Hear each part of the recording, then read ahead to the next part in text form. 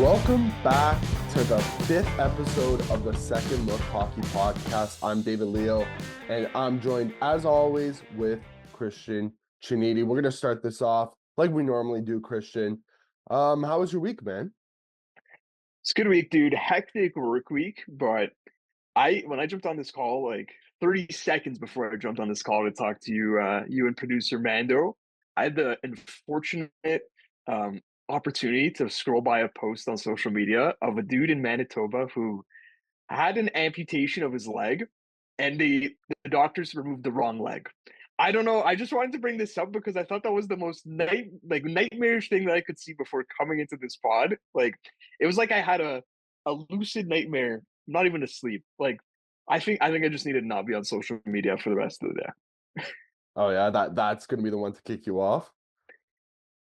I thought that one there was just like I'm like how did that conversation go? It's like, hey bud, you're here to get your leg removed, and he says like right, and the doctor says that it's like, oh, we're moving your right leg. Oh, Like we're taking off the I right don't know one? how that goes wrong. I don't know how. So That's um crazy. yeah, social media. Maybe not for Uh, me. Actually have one more social media thing hit because it. Hit me with I it. need to I you guys know I'm not a huge social media guy, but the most viral song around right now, I wanted your opinion on, Dave. The Tweakers, the Leangelo Ball Tweakers craze. Bob. I'm Love kind it. of I'm kind of loving it. I'm loving it. I'm usually not about these viral songs, but yeah, I wanted to get your Yeah. take on that. That song gives me the best version of like 2008. Like if that song gives me Chameleonaire Riding Dirty. That's the exact vibe that song gives me, and I love it because like that was like our formative, like growing up in the car and listening. I don't know if you were listening to that type of stuff, but that's the type. It was like that crunk era. That's that A little dirty bit of like South Soldier crunk. Boy, a little bit of Soldier yeah, Boy. yeah. Give me a little yeah, so the guys coming out of Hotlanta with Ludacris, like that type of stuff. So shout out to even the Yin Yang Twins, if you remember them. They had that song with Lil Jon. I honestly You I know don't the song Get Low? yeah. That's the Yes, Yin of Yang course. Twins, dude. Oh, okay. All from the South. The I would dirty have just South. known the Little John of that. Like, yeah, Yeah. yeah, Shout out to Leangelo Ball for it was Leangelo, that one that put out that song, right? yeah, Because man. there's It's three of them. Jello. Jello, That's who that's he's right. going with. It's Jello. Mello, Jello, and who's the other one? What's his name? Lonzo. Lonzo. Yeah, man. Yeah, I forgot about And Lonzo. Papa Lavar, man. Lonzo was supposed to be the next big thing in the NBA, but it You know, looks like it might be LaMelo though. dude LaMelo's had like yeah, like crazy knee injuries. Lamelo yeah, is balling. You're absolutely right, but hey, man, Jello now. Maybe he's getting some hardware before those two, man. Maybe in the music maybe. industry. Apparently, Yeah. he's got more coming. Grammy So, record of the year. Best but rap how was your week, dude? Dude, it was honestly it was great. The only thing I could really remember was yesterday. We had the start of the NFL Super Wild Card weekend, so we're glued to the TV, watching some hockey, watching some football. Oh, I even caught some UFC last night. Did a little bit of sports betting on all that stuff. Won some, Up or lost down, a little even? bit too. Yeah, Okay, okay. we're like kind of in the middle there.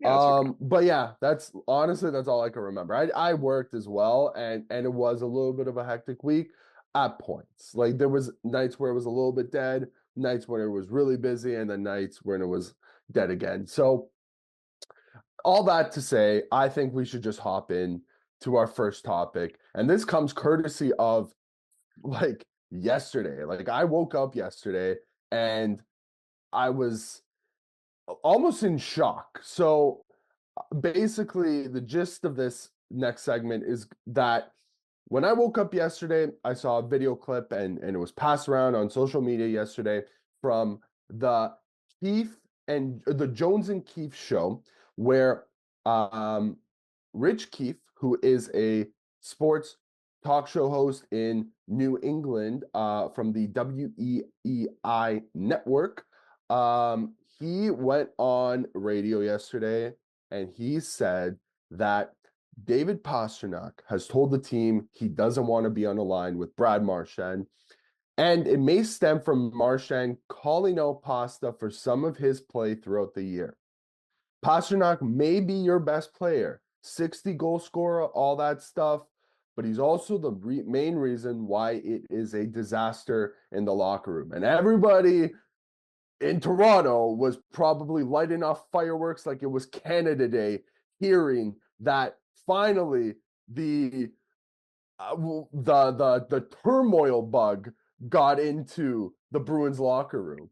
You know what meme I saw a lot that I really enjoy is the like here's what I'm dressed for my sister's wedding wearing, and it's like Yeah, pajamas, and then it's like what I wore to the Bruins downfall. yeah, and like Love that meme. three-piece I suit. saw a lot of that. Yeah, yeah. I saw a lot of that.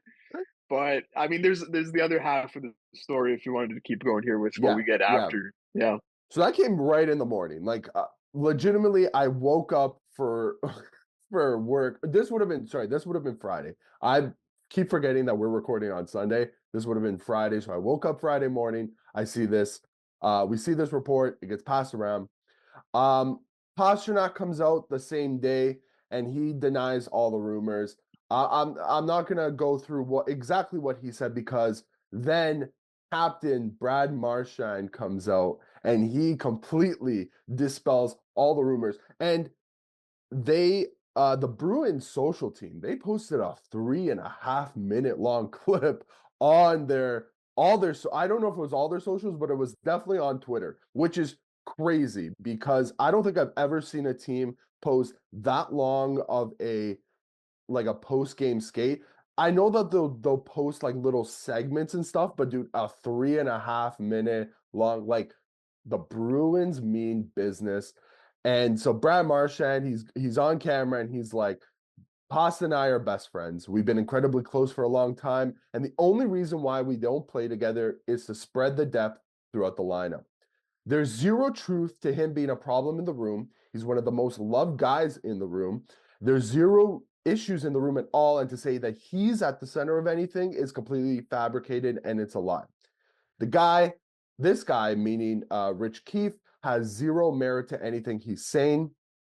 This guy can go pound sand and go back to the closet where no one knew he was before and report on nothing because that's what he's going to be doing after this.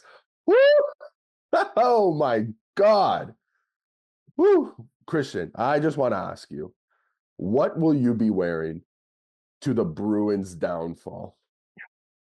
Dave, I wish I could come here and say I've got the suit on, I've got the tux and the bow tie, the nice cufflinks, a beautiful belt, matching with my shoes, gelled hair. But I can't though, man. I can't. I think I'm going there in pajamas because I think the thing that spoke most loudly to me was the deafening silence that we got after Rich Keefe's quotes, Marchand and Pasta's quotes. And I'm talking about just no follow up really from insiders that I've seen, especially from a guy like Frege when you've got all of the audience you can imagine on Hockey Night in Canada for headlines, and we got nothing on this.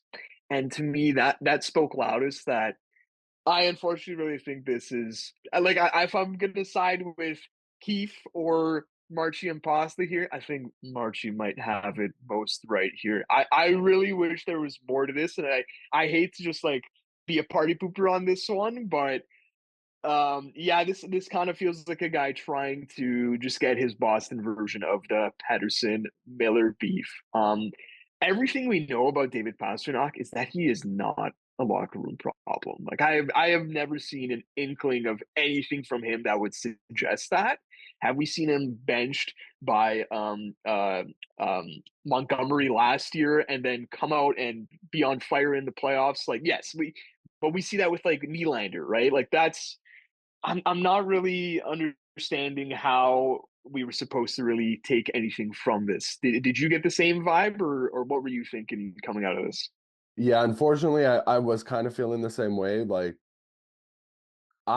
if I'm being honest, you know what I saw a lot of, and I don't know if this is just internet conspiracy theory. How funny would this be if, or I don't know if it's funny. If you're a Bruins fan, it probably isn't funny, but if this is like Don Sweeney trying to deflect some of all, like, he has anybody, right? Like, we see the fire Sweeney chance. Oh, was it at the last Bruins home game or one of the last I Bruins believe home it was games? I want to say it was against the Oilers. I think they laid an egg against the Yeah, they Oilers. got shut out. That was on Monday, I believe, or Tuesday, because I was at work and I was watching that game. I was like working on that game, and I was like, the Bruins look like they need to be resuscitated on the ice. It was a morgue on that Bruins bench, and yeah, they needed something to spark them. So now I also like, I don't want to be I'm not going to put on my tinfoil hat, but it would just be so So funny this is a safe if space, Dave. Because I've got one, two after this. I've got some. okay. It would just be so funny if this is Don Sweeney trying to deflect some inkling of whatever he's got left of his job, because I don't think he's going to last much longer if the Bruins don't make the playoffs this year. They're in for a real rough time, and it's honestly, it's at the fault of no one else but his own. Like, he's the one that constructed the roster. He's the one that signed the Elias Lindholm to that mega long deal, and who's frankly underperformed for the contract length and for the amount of money. Not to say that Elias Lindholm is a bad player per se, but a lot of people were skeptical of that contract when they signed it. And looky here, like, it's only a year in, and he's kind of underperforming. Half a year. So, We're at half a year right oh now. yeah, we're Yeah, not even like through the full year. Yeah, yeah, that's right. He yeah. signed in the summer. It was like almost immediate as well, like a month in, and people were already calling out the play of Elias Lindholm, or the underperformance, because I don't want to give His Elias play, but also Lindholm. to the decision to sign him, right? Like Yes, it yeah. starts with getting I him on the team. I don't want I to. actually like Elias Lindholm, Yeah, but I like he's performed way worse than I would have expected. Yeah, I can't slag off his performance because we knew it was kind of going to be an overpayment, and we were like, a lot of people were like, they don't like, this is not the player that they need at this exact moment and for the length that they're signing him for, and he's playing okay, probably a bit under his standards, but he kind of comes as advertised. He's a pretty solid two-way center, and maybe he'll chip in with a goal, but his goals, just his points and his goals totals, are just not coming from right now. But he's still reliable defensively. That's enough he's on a Elias comfortable Lindholm. That's like, 2C. Yeah, but and they don't it's have a 1C to make him the 2C, right? exactly, and So it's decisions yeah, like that, and like, I don't know, whatever you think of, like Elias, like sorry, Nikita Zadorov, but they also have like made some relatively competent moves. Like, I think getting like Hampus Lindholm a couple years ago was I would say, 100%. relatively good move. Um, but it just, at the end of the day, I think it kind of started stemming from the whole Jeremy Swayman situation. It started off bad for Sweeney and co. just to kick off the season. Swayman doesn't have a training camp and he looks awful. I don't know whose finger to point at in this situation now. Like, Swayman's had a run of games now where he's the starter, but he doesn't look like the Jeremy Swayman of last year, the past couple of years. Like, where does this team go from here? They have no prospects. Like, legitimately, they're if we've seen empty cupboards watching hockey, that like that cupboard, it has cobwebs. It looks like something out of a horror movie. That's what that cupboard looks like right now. The Athletic is doing their yearly prospect pool rankings, and they roll those out on a day by day basis over a month. I want to say it's Florida at 32, and I'm pretty sure the Bruins are 31. If they're not 31, they must have been revealed like very early on. I think we're only like 5 or 6 days in. They've already been revealed. Like they're a bottom five prospect pool. So you're absolutely right on that front. Um, Producer Mando threw in here Keith's response to Marchand's comments that I'll just read out. This is from Keith's Twitter. He says, "Now I got Marchand calling for my job. No one acts this way if the story is really false. Thanks for the confirmation." Um, Hmm. I'm still not. Uh, I'm I sorry, think Keith. I I'll be need honest. I think it's the complete opposite. Like, It's I yeah, like for me, it's just a deafening silence. Like there's just yeah. if there was something to this, you're gonna have people being like, I also heard this and that, and we just haven't got any of that. You bring up Sweeney though, and this is probably just me kind of doom casting. Um, like you said, he has the fire Sweeney chance this week, right? If it does continue this way in the next month, I'll say there's a more than 0% chance that he could lose his job, right? Like, and Mando just tell me Bruins are 30th on the Athletics prospect pool. Okay, so yeah, there's a more than 0% chance that Sweeney could lose his job this month. Okay, he would then have to walk back into TD Garden in a month for the Four Nations tournament, representing Canada as their GM. God forbid things go wrong there, things go south. We could hear Fire Sweeney chants from two different fan bases in the same building in a 1 month span. That's a really, really just doomy take there. But that's kind of where my mind went when I heard those Fire Sweeney chants. Um another thing I wanted to bring up, like, I don't know, does does it make sense for the Bruins to fire him midway through the season before the trade deadline? Like, It the probably doesn't. damage the damage has been done. Whatever he does at this trade deadline window, whether he stands pat, whether he sells, whether he buys, there's nothing there. Like, I just looked at this too. Like it really is Trent Frederick and a bunch of guys on terms. So unless you're trying to make a bigger move, there's not much you can maneuver, right? So Trent Frederick, we know his name has kind of been out there. They're trying to negotiate with him, see if they can find a sweet spot, or else he's probably on the way out. And obviously, this depends on like the Bruins' playoff position. I think they're in the first wild card spot right now. The other name is a Marchand, who's a free agent, but I'm 100% on the boat of I'm not even putting my mind there to him being a free agent until we're on July 1st. I'm really mhm. not. Like I can't imagine Marchand anything but a Bruins jersey. This little story doesn't change my mind on that. So there's not much to work with. I think Frederick, like he could be this year's Blake Coleman slash Barclay Goodrow slash Tanner Jeannot. Funny That's how there were that's a three of those with player Tampa Bay that's a player Lightning, the right? But Leafs should, like, we're Leaf fans. Like, is that not a guy? yes, and the problem is you're going to pay a lot for him. Like I Yeah, bring up those names 100%. because Coleman 100%. was this is the thing. It's like I can't call Coleman and Gaudreau an overpay because they won cups, Mhm. but and Jeannot was the incredible overpay. And I'm not saying Frederick's going to get exactly what Jeannot fetched in that return. I don't think GMs are going to be lining up to do that, but I can see him fetching more than you would expect this deadline. Him and a guy like Matthew Olivier on Columbus, but different conversation. But Mhm. you're right. Like he's the archetype that you'd want. He's the archetype a lot of teams would want. He is the Bruins archetype. So I think Mhm. that just goes to show if we do see him go out the door, the Bruins identity is changing a bit here, and maybe that shouldn't just be on the ice. Maybe it starts in the front office. I think that's all I've got on the Bruins. You got any Yeah. final thoughts No, I there? just, like, glad to know that Trent Frederick's going to be a Florida Panther come the trade Uh deadline. should mention Bruins did beat the Panthers in overtime yesterday That was a in a crazy game. matinee game. It was a crazy game. That finish in regulation and in OT. Yeah. Some parallels there with how those goals were scored, but they live to see another day. As far as yesterday goes, but I'm gonna be keeping a very close eye on them because yeah, it's fascinating situation there in Boston.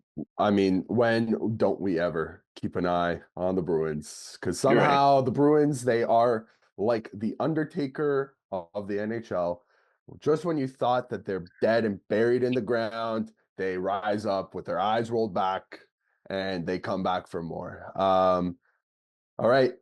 Next, we're going to stick in the Atlantic Division, but we're going to go to Montreal, who have 9 wins in their last 11 games. I honestly, I had to, like, rub my eyes seeing that stat. Like, I know the Habs have been hot, but kind of like seeing that stat in, like, written down was just like, wow. You can't Okay. argue the words on your screen, right? Like you can argue it when you hear it from someone. You're just like, Yeah. this and that, but then you see it, you're like, Oh, yeah, no, that's I a had to fact. go through the schedule. I was like, I Yeah. frankly, I don't believe No, this. no, the math was a mathing for you, huh? Yeah, it really wasn't. Well, just considering how, like, okay, they beat the Leafs opening night.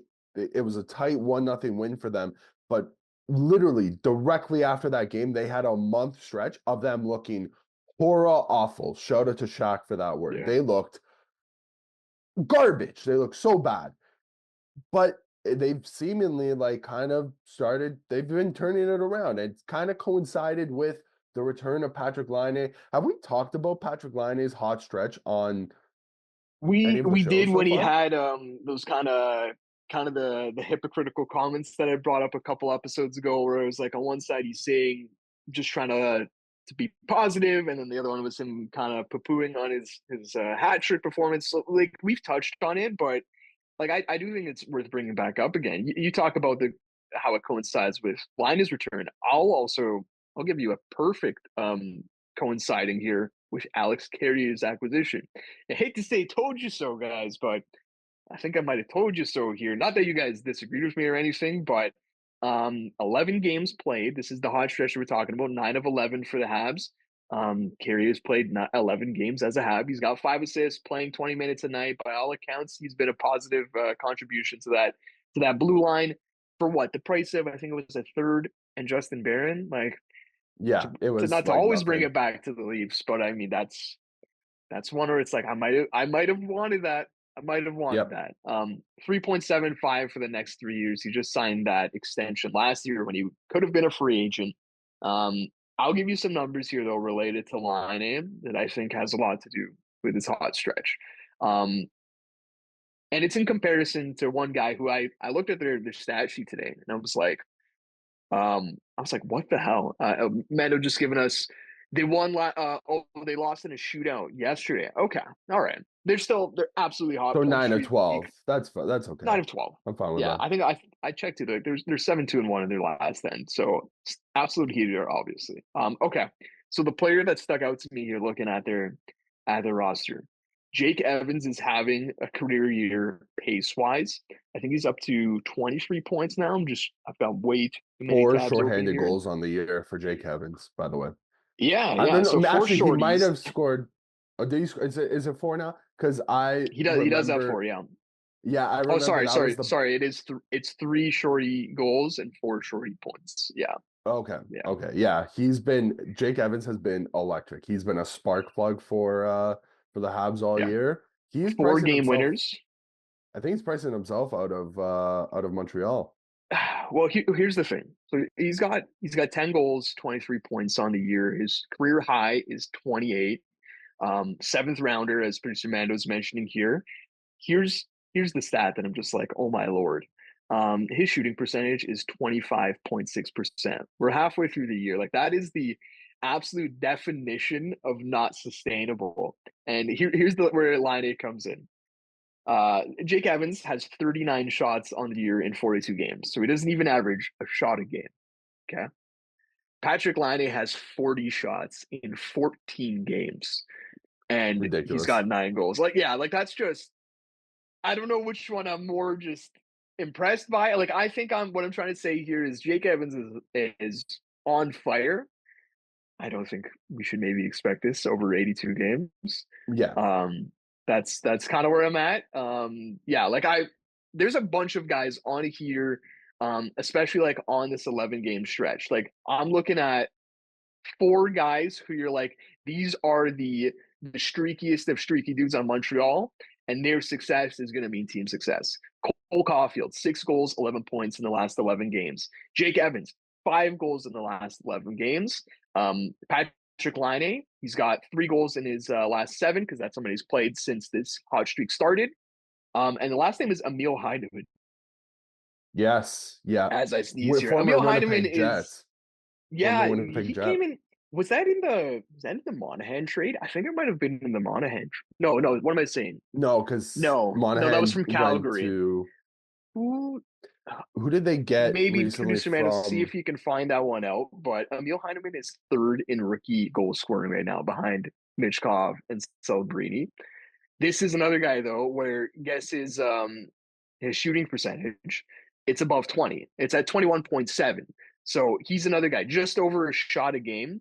And I talked to our resident Hab supporter on the network in Justin yesterday. and he actually didn't tell me this actually. He told me this like probably a week ago when I first asked him about it. He told me he's like Heineman, good. He's a good surprise. He's not going to be a world leader. We're not going to throw him into the conversation with any of the super young rookies that we're talking about right now. He is on a heater right now. Yeah, Mando hitting us here with the Toffoli trade is where Emil Heineman came into play. That makes sense. Yeah, yeah. Wow. Um, So just over this last stretch, like they've they're tied for first in the NHL over the last 12 games with wins. So 9 wins ties them with the Vegas Golden Knights and Colorado Avalanche. During their stretch, they've also beaten 5 of the last 6 Stanley Cup champions, and all on the road after their win in Washington on Friday. Which of those 6 have they not played during that span? This is a question in our shared document, so I don't even know the answer to this. So I'm gonna try to I was answer. about to say, yeah, I don't know. Um, who I put know. this? So This I is know they Mando played that put Tampa this as down. well. So It Mando's gonna have was to me, Yes, answer us. yes. Okay, Mando. I'm thinking Mando. See, but this is the thing is they played Colorado and Vegas, so they might have played St. Louis too. That's kind of Did my they my play St. mind went Louis? to the same. That's where my mind went as the maybe they I didn't. don't think they have.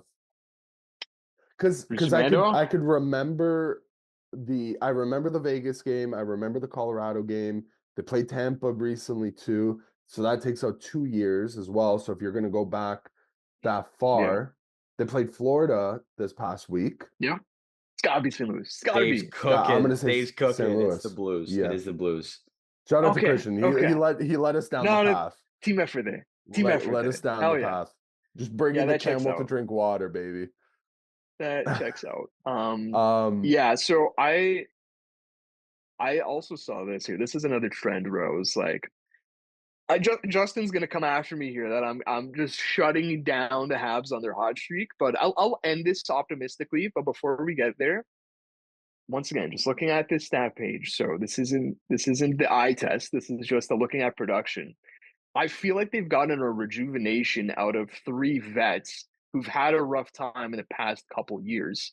Looking at Joel Armia, who's got 19 points, so he's a half a point per game guy. Brendan Gallagher's right behind him with 10 goals, 17 points. And Josh Anderson is right behind both of them with 16. So listen, they're not lighting the world on fire, but these are 3 guys that I think we would have said have been just totally negative value, and they still might not be living up to their contracts. But those are contributions from guys that you weren't getting in past seasons when you had a super young team and you needed the vets to kind of step up and support the cast. Now, it's come at what I think the expense of 2 other guys, Kirby Dach and Alex Newhook. Dach's been hot on this hot stretch, but on the season, he's still only got 14 points. I think he's got 5 goals in the past 11 games. So he's maybe heating up. We'll see if that continues. But Alex Newhook is a guy that I was super excited for coming into his draft here, was honestly mad at my TV when I saw the Avs drafted him because I was like, God damn it. Of course, the Avs get the Nathan McKinnon light dude. Like, God damn it. And then I was really jealous when Montreal swung the trade for him. He's got 9 points in 42 games. And he's playing 15 minutes a night. He's not getting buried that far down the depth chart. So I don't but know. other It's an guys are interesting passing him mix. though. That's the problem now. Like Yeah. guys have jumped him in those charts. Like Yes. I No, don't you're know. right. Listen, I'll we'll ask the question. Do the Habs have the legs to make the playoffs? I'll just start this off right here. I don't think so. And Habs fans will tell you they probably don't think so either. This team wasn't expected to make the playoffs, but I think They were expected to be a little more competitive, though, right? well, and here this is where the competitiveness Sure. comes in. This is Sure. how you have to learn how to get into the playoffs, right? It can't be January 12th and you're 15 points out like they were the past couple of years. Now they're in the mix. So this is something to build on for them. I ultimately don't think that they're going to make the playoffs, but I will concede and say for as much as I don't want to admit it, I think in the near future, the Habs can and probably will be a team to watch. They've got a strong core, and the kids are gonna keep getting older. They're gonna keep getting better. Lane Hudson, he looks great. Listen, Even man, though I think all yeah, he does he's is got to skate be neck and circles, neck there. Yes, listen, the head fakes per 60, they're as high as they've ever off the been. But listen, charts. he's back. He's been backing it up. Like he's got to be neck and neck there with Celebrini for the Yeah, Calzer right now. 100%. Throw Dustin Wolf in there too, Yeah. and Matvey Michkov. Like it's a 4 horse race. But I definitely can't say I haven't been impressed by what he's brought. And man, I really hate seeing Demidov clips on my timeline because that one is also a reminder of what's coming in the pipeline for the Habs. He looks gross, just flat out gross. I've got Uh, one more kind of. yeah. Sorry, you got Okay. something there? No, I was just gonna go to the other team in the I Atlantic as got well. I got one more thing here. Yeah. Slavkovsky, 4 goals in 39 games. He's got 19 assists, and he had a really good playmaking season last year too. Here's my concern: 48 shots in 39 games. So this is another guy 4 where goals. he needs to be firing the puck at the net like there's no tomorrow. Okay. And I know I don't know who's more exhausted of seeing this on Twitter. At least I've seen it a lot. Is like the Nyes versus Slav stuff. Like I've seen a lot Yeah, of it's that. funny. Nyes almost doubles up Slav on shots. I believe he's at 78 on the season. So if you want to compare these two, Slavkovsky is totally capable of being way more aggressive than that. So I need to see more offense out of Slav from him. I actually I didn't think he was this good of a distributor in his draft year. He's shown me a lot. Like I think he can kind of be like a Svechnikov type. Maybe like Rantanen is a bad comparison because he is all world elite, but that's the mold, that's the archetype, that's the ceiling. He's got to do way more to get up to that right now, though. Yeah. Yeah, no, 100%. I think right now we're just going to take a quick break, and on the other side, we're going to head to another team in the Atlantic Division who's having a pretty good run of it recently.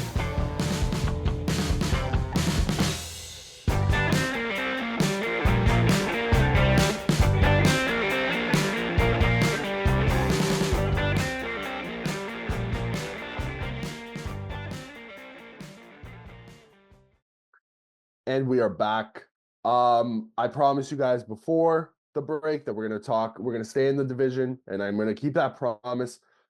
We're going to go from Montreal. We're going to head to Michigan, the Detroit Red Wings. They are looking like the Detroit Red Wings of the 90s. They are on a 6-game win streak. I'm totally saying that in jest.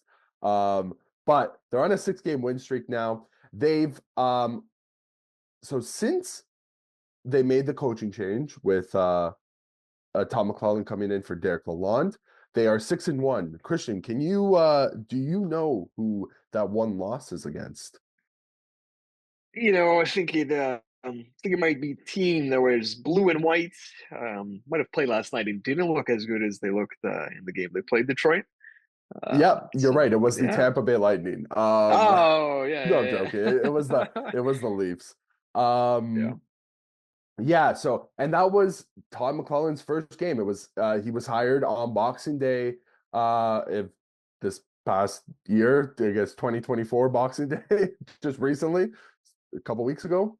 And they lost their first game to the Leafs on the 27th, and they've just won out since. And a big reason for that is Lucas Raymond, who's up to 44 points on the year. He's had 10 points in during this win streak. And also we'll give a shout out to Patrick Kane, who many in Detroit are seeing.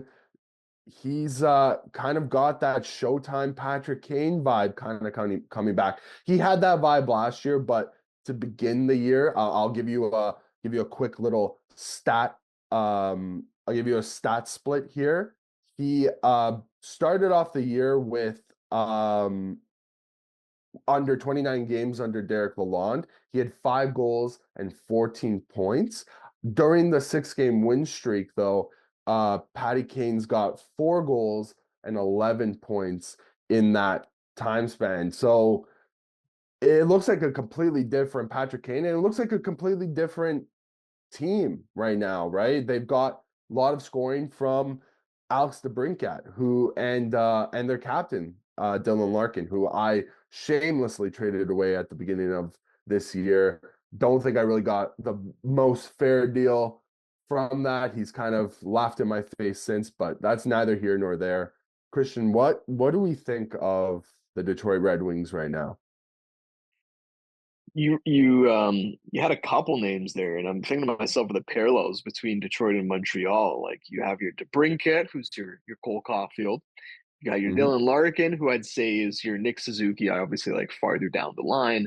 But yeah, I think Lucas Raymond and Patrick Kane step out as the guys who Montreal doesn't really have. Like your Lucas Raymond is probably Slavkovsky, and we talked about how he's had some struggles, and Montreal doesn't really have a veteran presence like Patrick Kane, who we probably take for granted. I think just as NHL fans, and the renaissance that he's had last year and this year, just considering the surgeries that he came off of, right?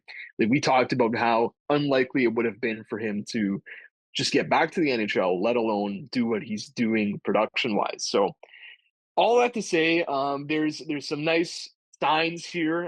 6 game win streak is obviously good, but the similar conversation in Montreal where it's like DeBrincat's a guy that's on a heater. He's going to carry your shooting percentage, and you'll go as he goes. I think my thing here is just there's a lot of mid. There is a lot of mid, and producer Mando posed the question to us in our rundown: what's like the priority going into a deadline for Detroit? I'd even just blow it up to what's the priority in general going forward. Um, and I think everyone's going to go to 2C because it's Andrew Kopp at the 2 hole right now, JT Compher at 3.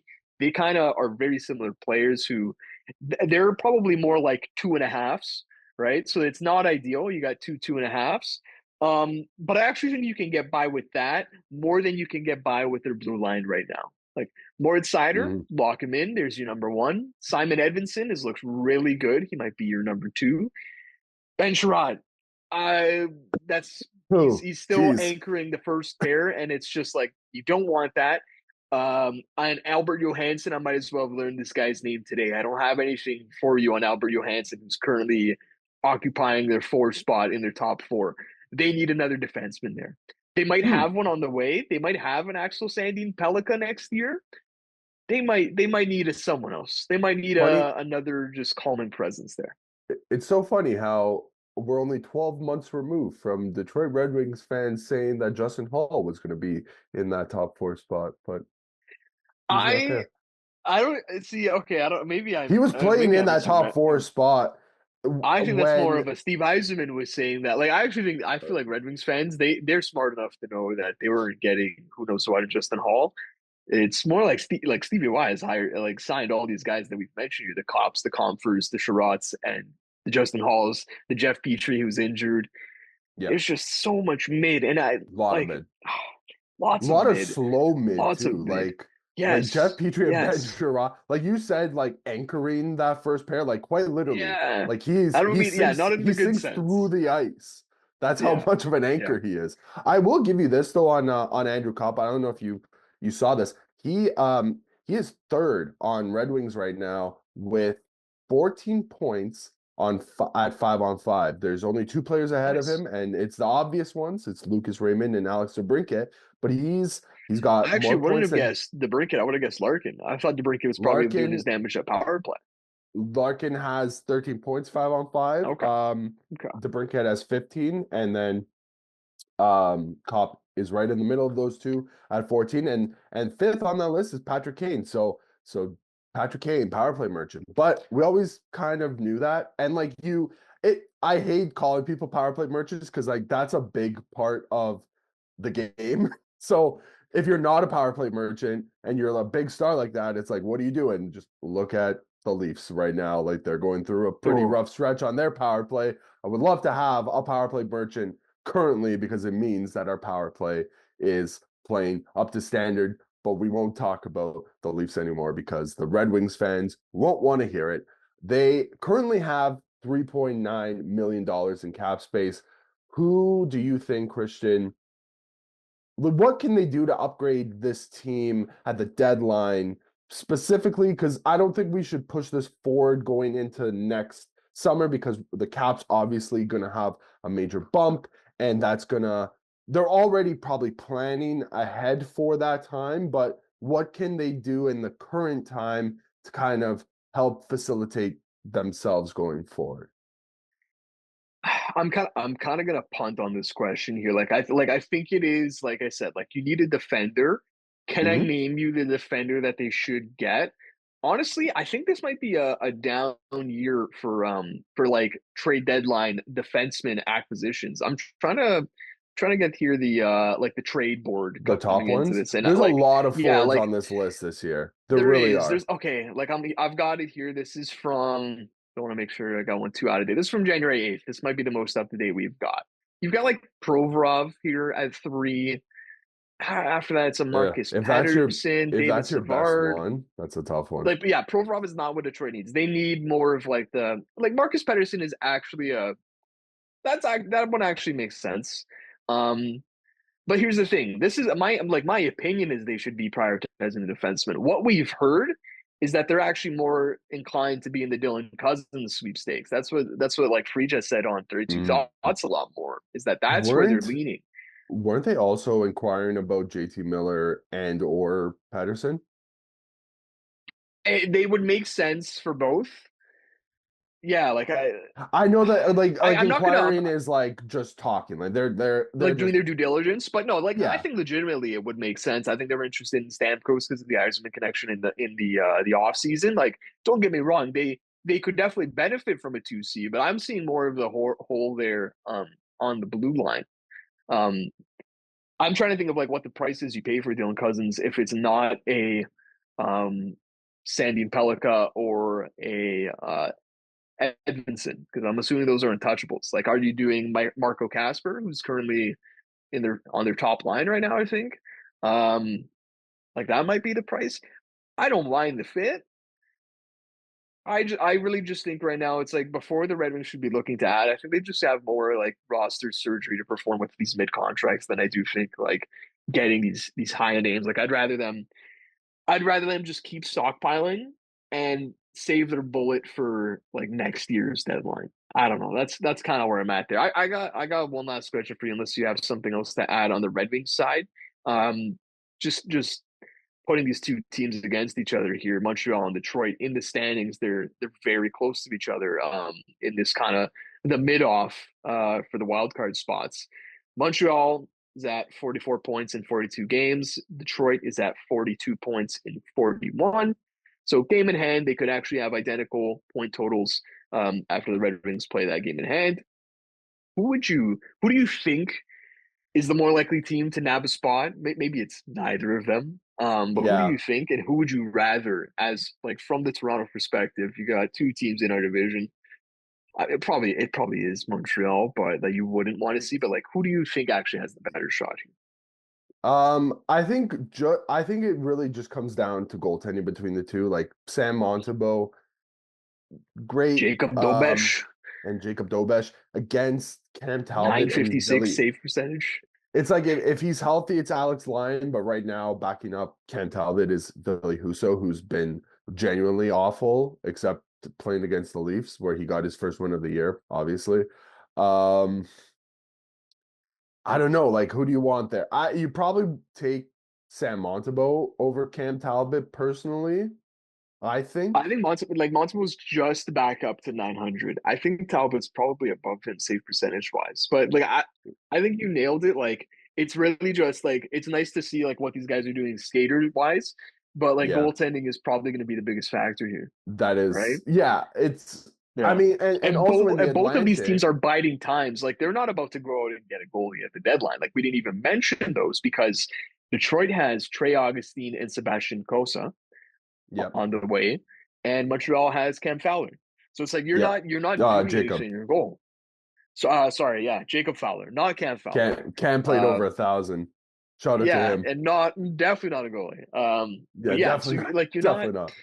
definitely not. So yeah, you're not doing either of those. Like I do Mhm. think Montreal. I would love to see Montreal and Ottawa battling it out for that last Dude, wild card spot. another thing too, it's like they've got to compete in the East plus like the Atlantic plus the East to get in there. And like if you look at some of the goalies, like the Leafs are running a Stolarz Wall tandem ship, who's probably two of the top 10 goalies in the league, you would say this year.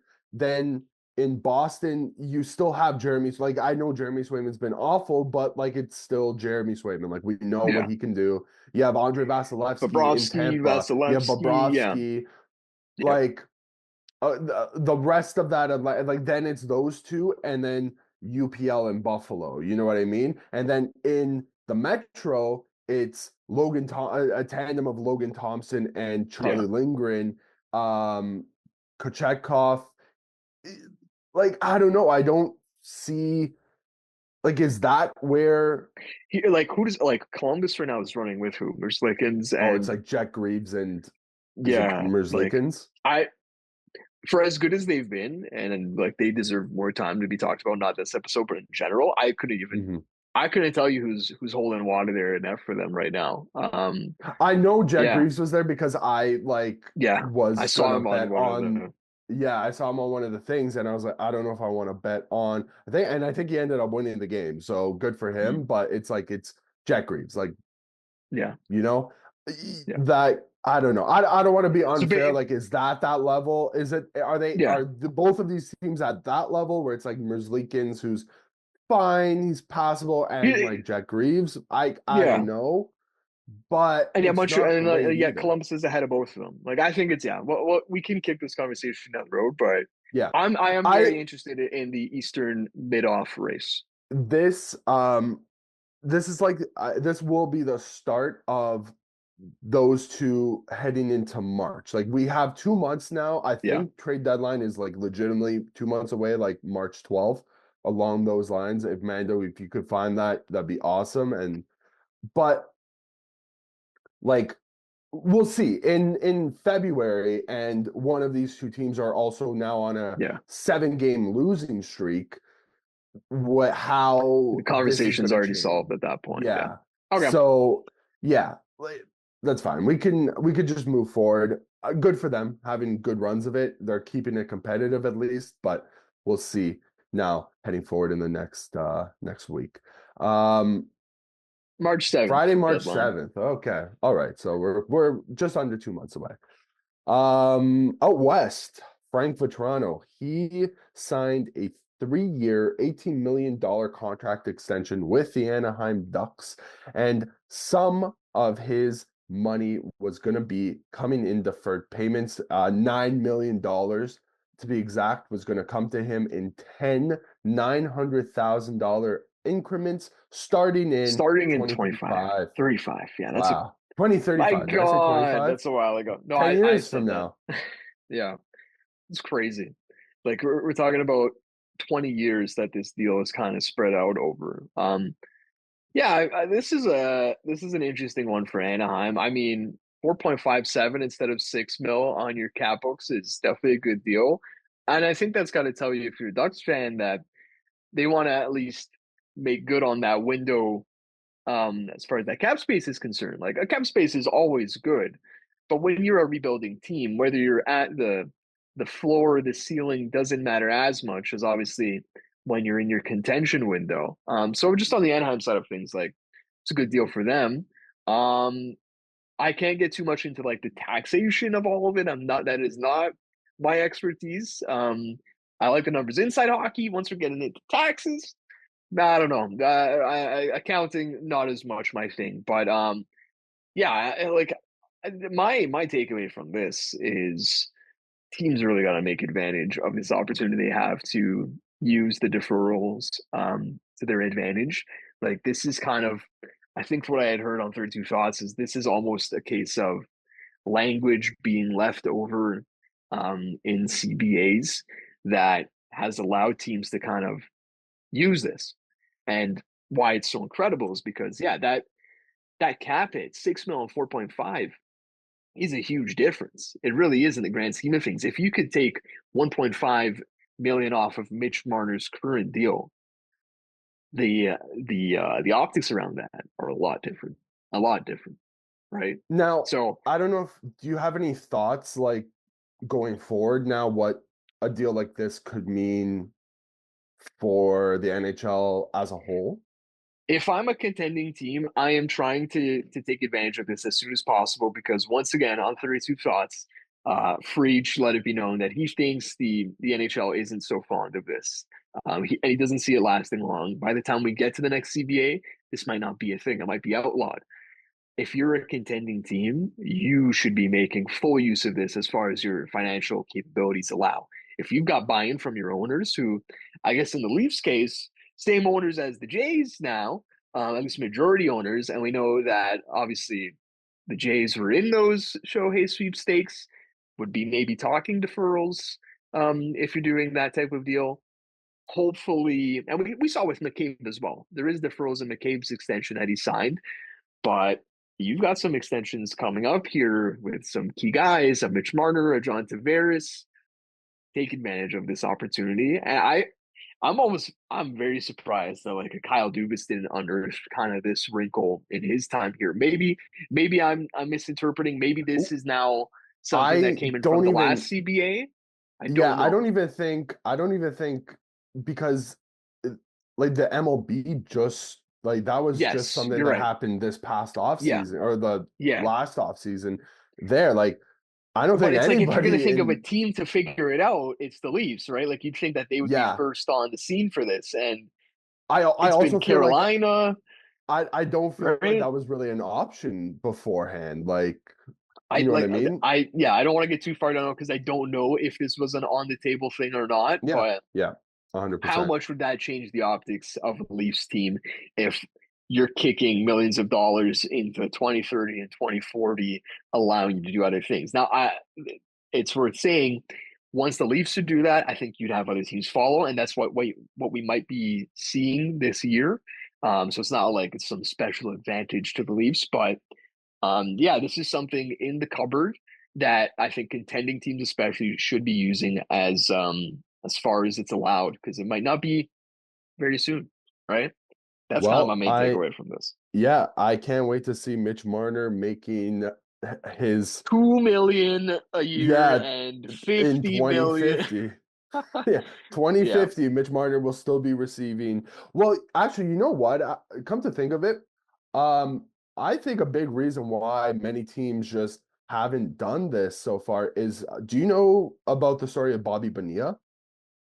Yeah. There's something about these orange and blue New York teams and Yeah. payments until eternity, eh? Dwayne So Rollison and or no, it's Rick DiPietro, not Dwayne Rollison. Rick DiPietro, Um, yeah. yeah, Yeah. Well, yeah. that was the thing. All of those bad contracts, they were paid up front with their money. With the special case about Bobby Bonilla was that I'm just gonna kind of cold notes this.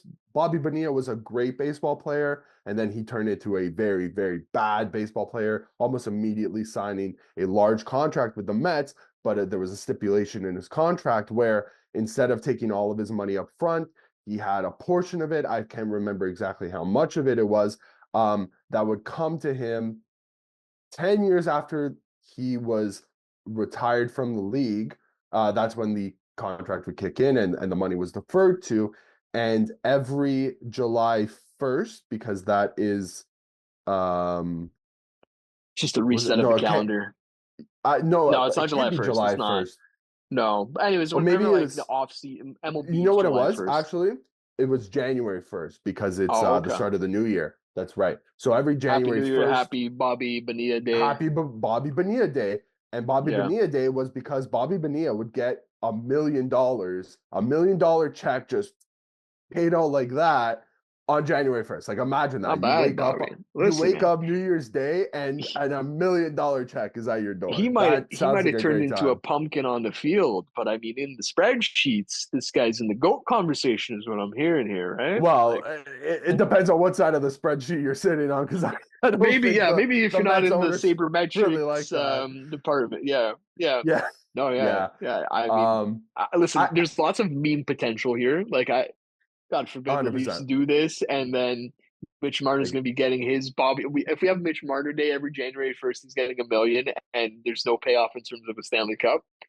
That's Okay, that's a here's the look thing. right there. Bobby Bonilla and Mitch Marner are two like in terms of their like what Okay, they're yeah, expected to bring. Like Bobby Bonilla was sure. good, but Okay, not like okay. Mitch If Marner is in the not the Shohei tier, but that like tier just under. yeah, Bobby I guess Bonilla so. What would if? be in the Spencer Horwitz tier, Oh Lord. Okay, modern so what if it day. was like Yeah, Jake? What if like Jake McCabe's deferral deal like was until like 2050? I like he's yeah, not like I don't know. Yeah, I don't know what the direct comp is here. Doesn't have to be one, but there is meme potential here for any team. For any team. yeah. And hey, who doesn't love some memes? So We that's love my it. takeaway It's here. content. Yeah, It's content for us. We get to come yeah. on here and make fun of them. So We I'm just fine with did that. 5 minutes on Bobby Bonilla Day. Keep him rolling. Keep him Shout out rolling. Bobby. Last week it was darts. This week it was Bobby Bonilla and the Mets. Gotta love it. Let's go. Stay tuned to next week to see what the heck we talk about. Who knows? Maybe we'll go over to Europe or something. Who knows? The next thing I wanted to hit, we found out that David Carle was not going to be returning as the head coach of the USA World Junior hockey team, which has just won back-to-back gold medals on the bounce. So instead of going for a three-peat, he says no. And Cristian, does this mean we're going to see David Carle in the NHL very soon? Who and at that point, who's going to take the punt on David Carle as their head coach? It's it's funny how it took like the wider hockey audience two NCAA championships and back-to-back road junior titles to kind of get to know David Carle. Like he has championship pedigree over the past 3 years. So why did it take us until year 3 or 4 to be like, hey, does this guy want to come to the NHL? Like that was my original thought process. You look into his backstory. Didn't know he was the brother of Matt Carle, who played a lot with I think Tampa. I think he might have played with Philly a lot. So former of his former NHLer. And I mean, I'll go through the entire backstory, but do you know it, Dave? Do you know kind of David Carle's backstory? No, I don't. I don't. Okay, so from Anchorage, Alaska. Love It it. really that really doesn't have to do much with the story, but he was also like a highly touted guy coming up the ranks into his NHL draft year. He was supposed to be like a second round pick. Don't remember exactly what year, but he had an NHL future until he did I think it was just like a routine checkup, and he found out that he has a heart condition, and they basically told him you got to stop playing hockey professionally like right now. This is not going to end well for you. He was a commit at the University of Denver at the time, and instead of the school kind of pulling out his tuition or I mean his scholarship, they said we'll give you the full scholarship. You're not going to play for us, obviously, but you can join the staff. And so that's how he got into his coaching career here. That is how he's part of the University of Denver coaching staff. Was under Montgomery for a bit and is now taken over as the head coach. So I think the reason he stayed there so long because he could have jumped ship 1 or 2 years ago is because I think in his mind he had a debt to pay to the University of Denver. I would say that debt is absolutely paid off at this point, though. But it's up to him, right? Like he's in a good situation. Um, some guys just kind of don't want to make that shift from college to NHL for whatever reason. I think the fact that he's taken a couple of these big interviews now, though, some ESPN talk, Daily Faceoff, and his comments read more reserved. Like here's a quote from ESPN from David Carle. If I were to leave, as we've told recruits and anyone who asked, it would need to be a really special opportunity, a perfect team, city, general manager, a vision to win, and it must be something that would make a difference for my family. As it stands, I'm not out there searching for it. I think this is David Carle kind of waving the flag, being like, "Hello, here I am. I'm I am satisfied with what I've done here in college, and as long as the University of Denver is satisfied with it, come and give me your best offer, and we'll talk about it." So like, I don't think he's completely not being upfront there. Like I think I'm sure he's totally fine to stay where he is, but it sounds like he's open to the opportunity. I actually don't really. I'm gonna take a look here, kind of what the fit is. Did you have a fit off the dome of where you'd want For to see some him? reason, yeah, for some reason, um, I don't know why, but the Buffalo Sabres were the first team that It's a popped good into my one. head. Um, Now, reading that quote where it's like a perfect team, city, general manager, a vision to win, also X, second X, guessing. X. But sorry to Brothers Buffalo playing as a tic-tac-toe city. here. Yeah. I'm sorry to Nah. Buffalo as a city, but we're Xing you out there too. I'm a Bills fan, but other than the Uh, Bills, unfortunately, you guys don't have that much there. But yeah, for some reason, the Buffalo Sabres were the first, especially because they're gonna it kind of feels like they have Lindy Ruff now. They fired was it Don Granato last season who was more in the middle, but Lindy Ruff is like the old school of old schools. Like the guy was there the yeah, last they had to time. go. They went back into the well for him. It's not like here we Yeah, pulled out this new like face, right? quite literally, They, like the last yeah, time that the Sabres made a playoff like made the playoffs, Lindy Ruff was their head coach. Last time they made the finals, Lindy Ruff was their head coach. And now kind of going forward, it's like you got like this new age guy. I don't know if it's that's 100% what that team needs right now, but at the very least, I think the Sabres should be inquiring about David Carle's services. all right. I like that one. That's like it's a good shout. Definitely from the Buffalo perspective, obviously. Don't know. I think yeah, we both agree. Don't know how much David Carle might be being like. That's the special opportunity. I remember like why I brought up where he's from. He doesn't really have a allegiance as far as like hometown to an NHL team. I don't really know where his fandom would really lie from his childhood or if he even had one. Like we said, his brother played for Tampa, Philly. I don't know if that's much of a draw, really, that your brother played for NHL teams. And also, both of those teams aren't letting go of their coaches anytime soon. We talked about these guys off the top. Joe Sacco is an interim coach. Is that a special opportunity? Dude, Original I six okay, franchise? here's Like, another thing too. Where did you say he was from again? I think Alaska. I'm gonna double check if it's Anchorage, but It he's from Alaska. doesn't matter Yeah, he's from Anchorage. From because Anchorage. guess who is also from Anchorage, Alaska? Jeremy Swayman. Oh, what a pull! Yeah. Wow. So Yeah, yeah, yeah. hello. Hey, Maybe maybe we're maybe cooking. we are cooking, and I don't want to be cooking because I Oh don't want the man. Bruins to get David Carle. Yeah, no, I Maybe definitely don't either. But hey, David Carle is special actually from opportunity. David Carl's actually from Boulder, Colorado. How about that? Send him out west. I don't want him in Yeah. the east. How about we don't Like that have was to the see first him? thing, but it's like Bednar's not going anywhere. Yeah, yeah. I got one. Could like I got okay, a Oh, team okay. producer Let's hear Mando. it. from the clouds. I can't take a lot of credit for this. I do think it was either on 32 Thoughts, right? I'd heard some chatter somewhere, one of the articles or podcasts, but I know this team just brought in an interim coach after firing their head, but the Chicago Blackhawks, I think, is a Yeah, team to look out for David Carle. it's a And the very good reason, one. I mean, Very good Anders one. Sorensen, obviously, maybe he's one of those guys that he's great at developing the young guys, but I was reading that Connor Bedard, and understandably so, the reason he's so successful is he cares about not only himself and his performance, but those of his teammates and the development of an organization. So I hear he's very involved in the World Juniors. When scouts are going there, he's asking, how is so and so performing? Frankie Nazar is a kid, obviously, that is highly touted in Chicago. He played for the World Juniors team under David Carle, if I'm not mistaken. Hmm. I could be wrong on that, but I'm pretty sure he was Yes, invested in I that think you last are year. definitely right. Right. So one example, but I do think with a team with such young superstar potential and obviously going to be drafting pretty high and maybe even taking a James Haggins this year, who again is another American that played under David Carle. Like, it's just the connection could be there and you have a lot of young prospects, and clearly David Carle's could like proven that he's good with young talent. So I don't know if they would switch and pivot so quickly after just hiring the first Swedish coach or one of the first Swedish coaches in NHL history, but you got to pounce on a guy like this when he's available. But I think I that's it like that right one. there. Like like it's no offense to an Anders Sorensen, it's no offense to a Joe Sacco or any interim coach, even to some guys who I would say like are just proper NHL head coaches right now. Like David Carle is the hottest commodity on the market.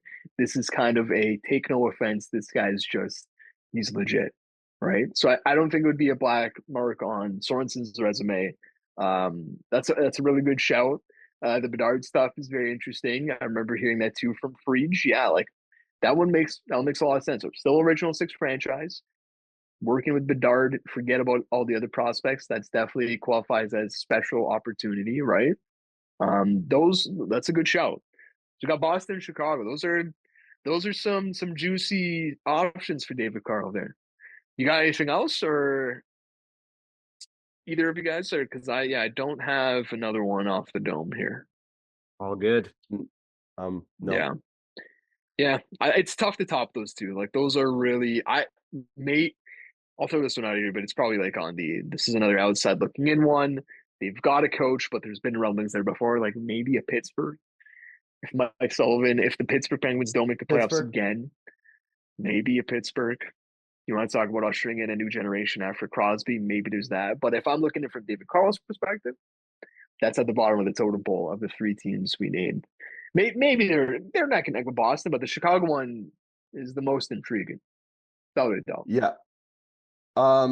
Just very quickly, last thing on the docket, the McDonald's came out with a collaboration between Austin Matthews and Connor McDavid. This is the third time that they've had this player versus player sort of commercial. In 1993, Michael Jordan and Larry Bird, and then in 1997, Matt Sundin and Wayne Gretzky. And how fitting! It's a Leaf captain, soon to be legend, with a Oilers captain. At that time, he was on LA though. Oh, sorry, he was on the Rangers. But former Oilers captain, legend. Just quickly, I think we're gonna kind of go through this quickly. Are we getting a Matthews? Is it the Smoky Poppy BBQ burger? Or are we getting a Big Mac David? That's exactly what I wanted to ask you. I just sent the menu in case you guys didn't have it. That Austin burger. I don't need the menu. I know, man. Yeah, brother. You already got. Did you already try it? No, or I haven't. Man? I haven't tried it. I would go Austin there. That Austin burger sounds pretty tempting. I love me some barbecue. Yeah, a double Big Mac that's large. That's like 4 patties, fellas. I can't. That's a McDonald's lot. In general is already not great on the stomach. But it's 4 patties, but it's like technically 2 burger patties. Like, you know what I mean? Like the McDonald's patties are like half the size of a regular burger patty. That's very fair. Fair. That power play poutine. Oh yeah. Ooh. I was gonna say if Mando tried it. I don't know if he tried it. Mando. No, I don't dabble in McDonald's too often. I would probably give it a shot if it fell into my lap, but I don't know if I would go seek it out, to be honest. But good commercial, probably some good burgers. Shout out to those guys for sure. Yeah, very good commercial for sure. Sally Sunday is interesting too with the popping candy. That's an interesting call there. I'm not the hugest McDonald's guy either, but time to time dabble in it. Yeah. So then just on that note, I think episode 6, stay tuned for all 3 of us to have, we're just going to have the whole episode being a food review, and we're going to try both of those burgers. And that's it. There's actually going to be no hockey content next week. So stick around for that. For Cristian Ceniti, producer Alex Mandurino behind the camera. Again, I'm David Leo. Don't forget to like and subscribe to the Second Look Sports channel, and also follow our socials. You can find that in the link of the YouTube. Thanks for watching. See you next week.